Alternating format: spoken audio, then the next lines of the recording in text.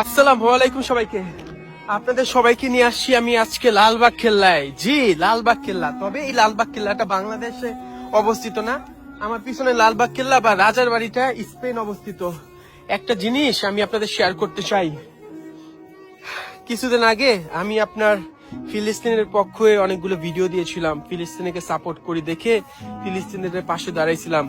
কিন্তু বাংলাদেশের বাহির হইতে আমি জানি না কারা আমার এই মাইকাই পেজটার মধ্যে হুদাই ভাই 4টা ভিডিও তারা রিমুভ করে দেয় বিদেশ থেকে। এটা বাংলাদেশের মানুষ হইতে পারে না।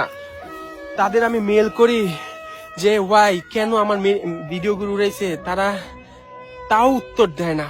আমি এক প্রকার অসহায় হয়ে গেছিলাম, বুঝছেন, যে কেন আমার ভিডিওর মধ্যে তারা কোন দেশ থেকে এগুলি অ্যাকচুয়ালি তারা করতেছে এভাবে। শুধু আমি না, বাংলাদেশে অনেক বড় বড় কন্টেন্ট ক্রিয়েটর থেকে শুরু করে যারা ফিলিস্তিনের পাশে দাঁড়াইছে, যারা ফিলিস্তিনের সাপোর্ট দিতেছে, তাদের পেজ এভাবে ফেক কপিরাইট দিয়ে পেজগুলি ডিসেবল করে দিচ্ছে, অর্থাৎ পেজগুলো উড়ে দিচ্ছে।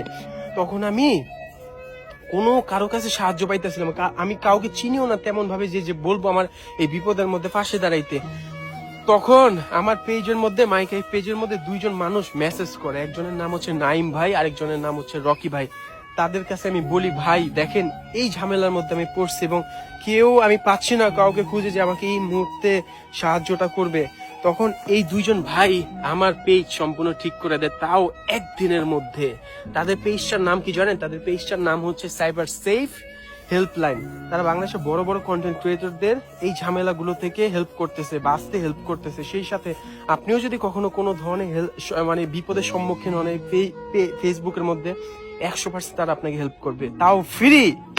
ভাই আল্লাহ তাদের বাঁচিয়ে রাখুক। তাদের জন্যই আমরা ফিলিস্তিনিকে সাপোর্ট করতে পারবো আরো সামনে।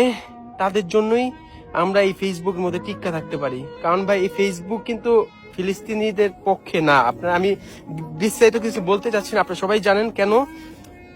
আর আমি কিচ্ছু বলতে চাই না। এই যে আমার মনটা অনেক খারাপ ছিল, বুঝছেন, আমি আসছি ভিডিও করতে স্পেনে, কিন্তু এই জিনিসগুলি দেখার পর আমার কোনো ভিডিও করারই কোনো মন মানসিকতা ছিল না।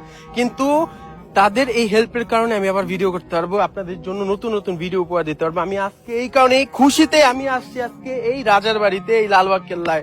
দোয়া করবেন আর অবশ্যই সাইবার সেফ হেল্পলাইন পেজটাকে লাইক ফলো করে রাখবেন। বলা যায় না ভাই, আপনারাও কখনো না কখনো কোনো বিপদের সম্মুখীন হইতে পারেন। ঠিক আছে, আল্লাহ হাফেজ। আমার জন্য দোয়া করবেন আর নাইম ভাই, রকি ভাইদের জন্য দোয়া করবেন। আসসালামু আলাইকুম সবাইকে।